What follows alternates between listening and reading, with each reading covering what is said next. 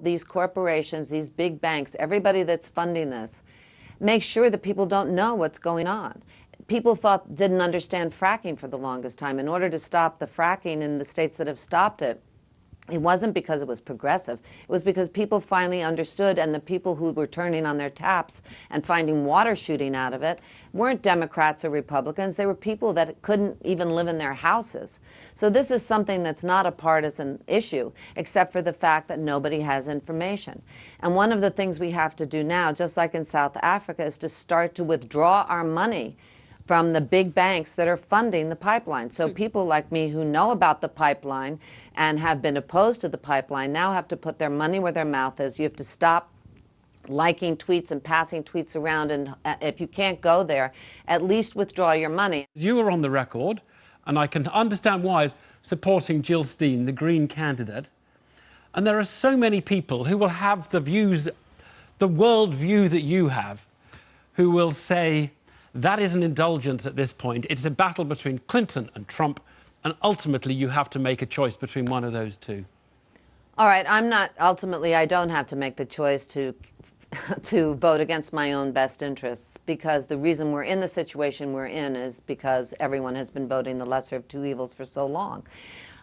It's important to have a new party, and it's important therefore to get these independent candidates to 5%.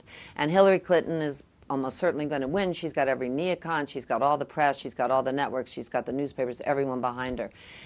It's important to vote not only my conscience, but to vote to get that 5% up. And there are a lot of people that don't want to vote at all, and I would urge them to say you have to vote the down ticket and to vote for the future. Abraham Lincoln was a third-party candidate. And the DNC, I believe, having seen what I saw during the primary, is so corrupt that it's not worthy of our votes. But look, if you wake up, I would say, if you wake up on Wednesday morning next week and it's President Trump, you won't feel an ounce of contrition or regret. You won't say, oh, you... For everything that I care about, I'm worried about the wars, I'm worried about Syria, I'm worried about all of these things that actually exist. TPP, I'm worried about fracking, I'm worried about the environment.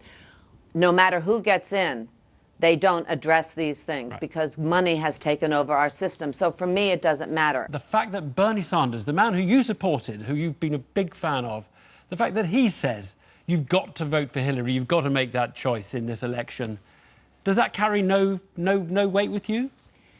Bernie also said, no matter who I tell you to vote for, don't listen to me, vote your heart. He's going to be, hopefully, the thing we should be focusing on, that we have to focus on, is taking the Senate and taking the House back. Because if you noticed, all this talk about the Supreme Court, Judge Obama hasn't been able to get his guy in there. We have to take with progressives, the House and the Senate. And that's where things are going to be decided. We have to get the money out of that part of all of these superdelegates that are also lobbyists. The Citizen United has done terrible things to the government. So what you have to do is go and vote the down. That is equally as important. That's what we're going to be left with, because depending on what happens in the House and the Senate, nobody can get anything done. A lot of young women think it's the most natural thing in the world that you might have a woman president.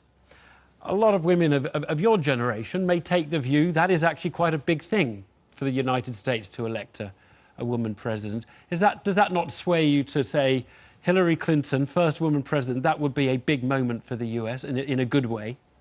You know, I want the right woman. I want, there are women that have, great women that have, that I admire, that have headed nations. And then, you've had a woman. I don't know how you felt about that. But it's not, I don't vote with my vagina. This is bigger than that. And I don't want to spend a lot of time talking about Trump and Hillary, because that's not why I'm here. This is bigger than this winning who wins this election. This water is everything. It's not going to matter what happens in this election if we don't have water. And we're in a very, very dangerous place all over. You have fracking issues in England. And we have to start looking at the greed that is corrupting our water source for future generations. And on top of that, the racism that goes into what's going on in this pipeline. Susan Sarandon, it's been really interesting hearing that perspective. Thank you so much. Thank you very much indeed. Thanks. You're welcome.